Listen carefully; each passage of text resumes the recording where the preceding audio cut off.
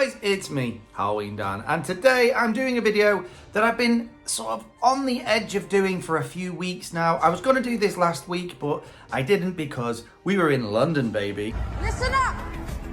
This is London, baby. Yep, doing a whole bunch of London-y things. We saw all the sights, we saw some creepy stuff. It was very cool, we enjoyed ourselves. But now I'm back and I'm going to do this. I was hanging on hoping that we might get some better footage, some better images before I did this video. But you know what? To heck with that. I've got so much I want to talk about and there are things that I haven't yet spoken about. Because today, what I'm doing is I'm talking about more of the Home Depot images and pictures and footage and stuff that was leaked from the other week at the managers meeting. So let's do this.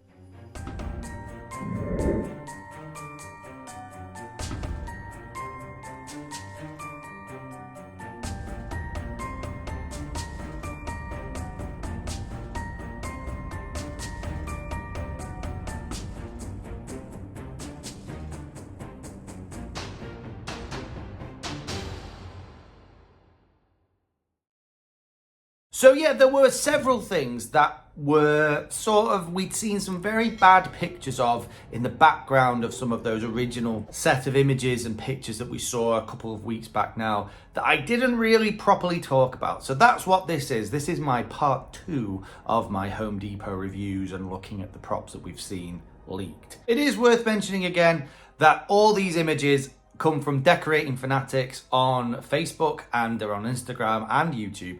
They're really, really good, been so useful to haunters like me, giving out all these pictures and all these links. So go and follow them if you don't already. We start off with the 12-foot skelly. Yes, I talked about that in the last video, but since that video, we've had a little bit more detail exactly about what the upgrade to the 12-foot skelly is going to be. We knew it was going to be something to do with the eyes, and we saw a picture, you might remember, where there were love hearts and stars in a row of skeleton heads on a back wall. But now we've seen this picture from the side of a skelly box that sort of shows, it's very bad to tell, some more detail about what those eyes are going to be able to do. You can see some cat's eyes there. There are some darker coloured eyes. I know there is the swirl is there. There's a few different things that I think are very, very cool. But I have to say, if I'd have been wanting to see an upgrade of the 12-foot skelly, I would have preferred to see a bit of movement. I'd have preferred to see like the head movement or maybe some arm movement. Nothing too advanced, nothing too over the top, just a little bit of movement. The DigiEye thing, I like it. It's a cool feature, but I'm not sure anyone's going to be like running to the store because of that. Like if anyone's buying the 12-foot skelly this year, it's got to be because they just want a 12-foot skelly. And the fact that its eyes do these things is kind of like a cherry on the cake type scenario. Then we move on to Frankenstein. And I talked about him last week too, but there's been some new pictures.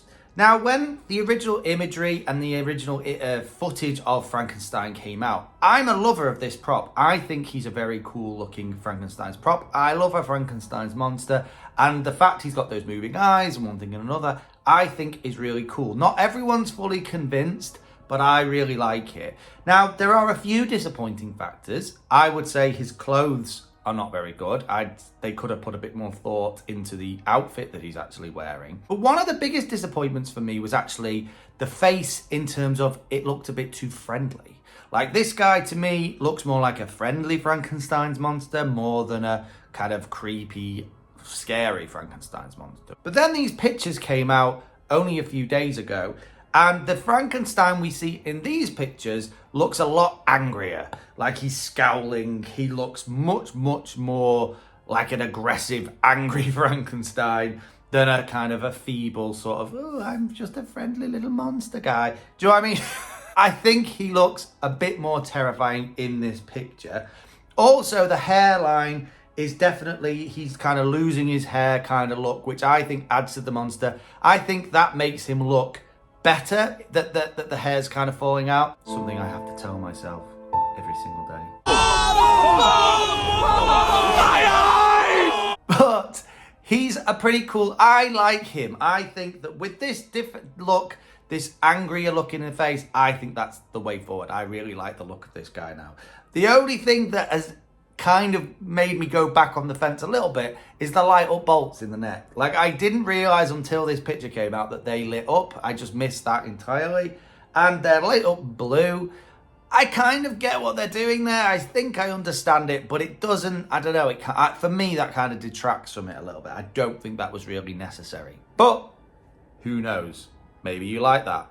I'll briefly mention as well that there is a new Jack Skellington prop coming out this year that they've released. It's a 6-foot prop rather than the big 13-foot version they brought out last year.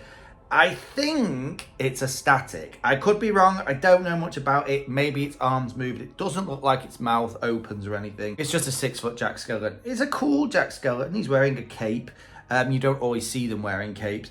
I just kind of think I love Nightmare Before Christmas. I love the movies and I do buy the merchandise. I just don't know whether I'm not personally the guy who's buying their props for a Halloween display, personally.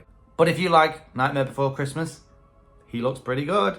Then we've got a prop that I didn't mention at all in the last video, and that is this scarecrow guy, name yet to be given. This guy is a creepy scarecrow guy. He's clearly related to Sitter of Souls, which also will be returning this year, it's worth mentioning. Now, I wasn't a huge fan of Sitter of Souls, even though it was a scarecrow, and I do love a scarecrow prop. There was just something about her that I didn't think made sense. It just was kind of, is she a girl dressed up as a scarecrow? Is she a doll that's a scarecrow? Is she just a scarecrow? I don't know what she actually is. She's holding a baby doll. I don't know. It was a bit of a weird concept for me. This guy makes a little bit more sense because he definitely looks more like a traditional scarecrow. He's got a similar face to Sitter of Souls. He's clearly the male version of Sitter of Souls. He's wearing a top hat. He's got this kind of Hessian outfit and he's got the Hessian sewn up mouth face and everything. Kind of looks like he's just going to have the red glowing eyes and he's holding a sickle. He does have some arm movement and he does have some phrases which are all sort of talking about getting off the land and all that kind of stuff. He's a creepy prop. I like the look of him. If you like scarecrow props, you'll like him, I'm sure. If you've got Sitter of Souls already, he'll go really well with that. I'm just not sure. I'm not sure. But again, each to their own. There has been revealed to be a new clown. Woo! It looks like a little 4-foot clown. It's got purple hair and purple outfit. We've never seen that before, have we? It's just a clown. I don't know anything more about it than that, but it looks like there's got to be a new clown. Woo! Then we've got a prop that I didn't think I was going to be excited about, but now I am very excited about.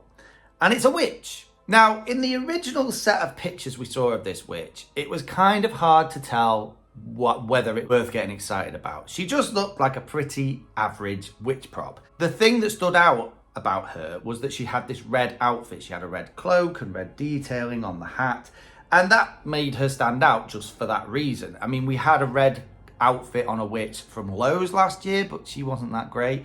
This witch, though, looked like a traditional crone. She's kind of hunched over. She's got the pointed features. Her mouth clearly moves. The hair didn't look great in the original pictures we saw. And she's holding a broomstick. And it's a witch. It's a classic witch. And yeah, great. But the thing that sets this witch apart, in my opinion, is that when some better images came out only the other day, not only did this witch suddenly look a lot better than she did in the first few grainy bits of pictures we saw of her, but she's got an eye on her hand.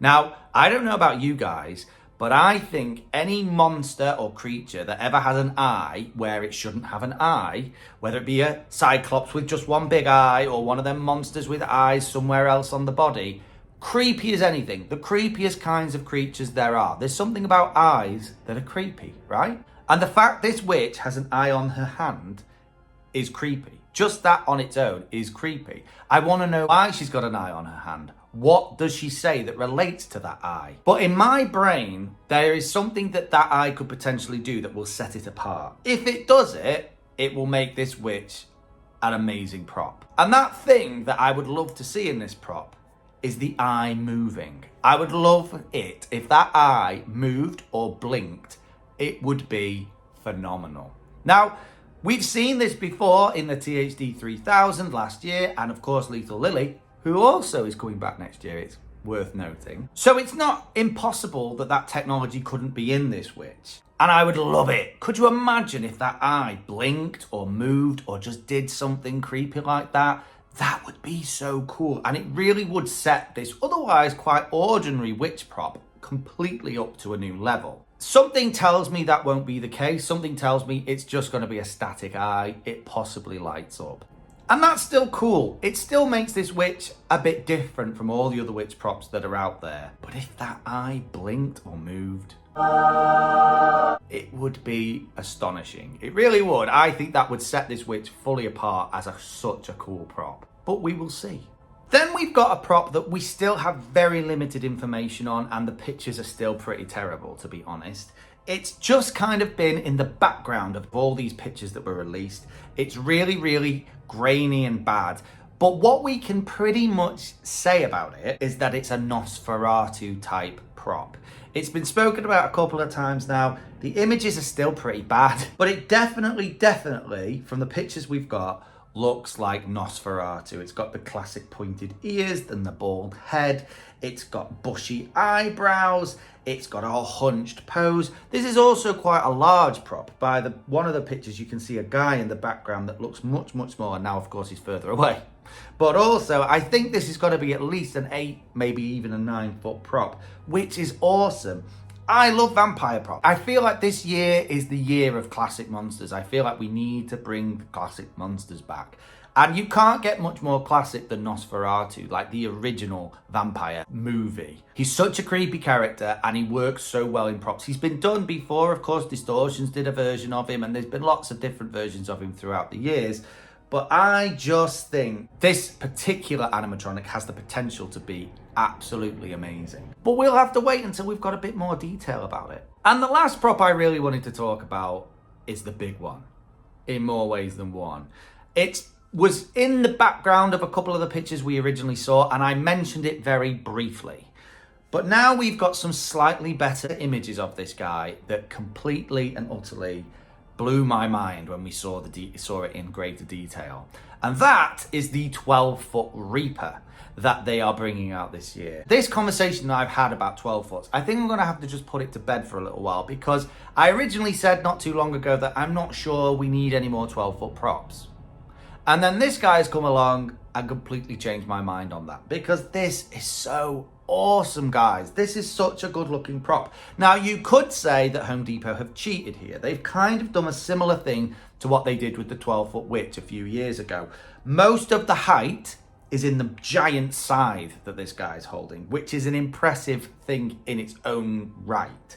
It's an enormous scythe. Like with the 12-foot witch who was hanging onto a broom, this Reaper is hanging on to that scythe. He doesn't have any legs, he's not touching the ground, and it just kind of, his ripped cloak kind of just comes to an end about 2 or 3 feet above the ground. So it's kind of a cheat because he's actually not fully 12 foot. But the dimensions of this guy, the skull, the hands, the chest, everything about this guy is enormous. It looks really, really good.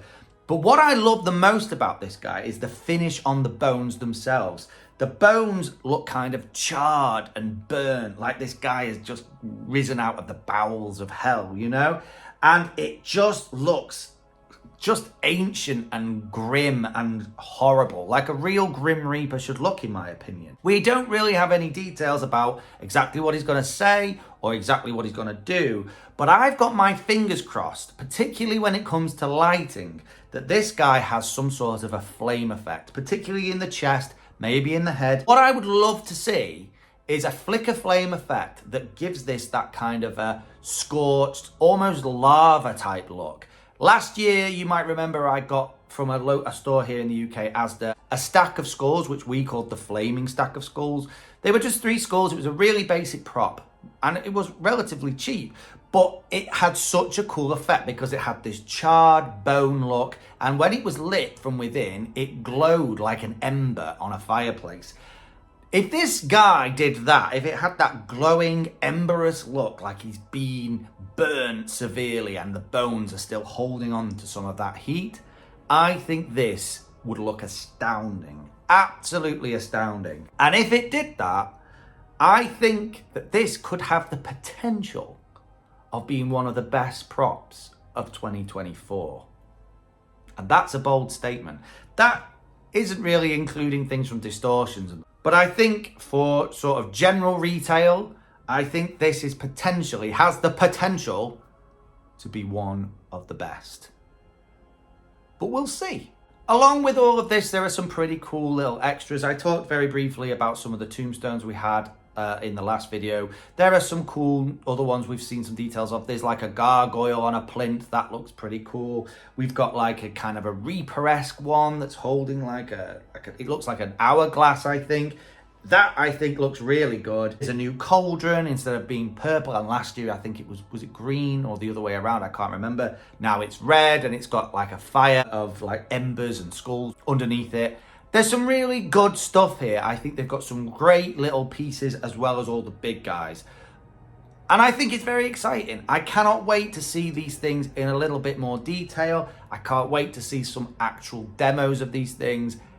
It's going to be a good year, guys, because I think these are some pretty good props. But let me know what you thought in the comments. Anyway, guys, thank you so much for joining me today. I know most of these have been out for a while now and you've probably seen these. I just haven't had a chance to talk about them. So that's what I've just done. Thank you so much for watching and I will see you in the next one. Keep it spooky. Bye.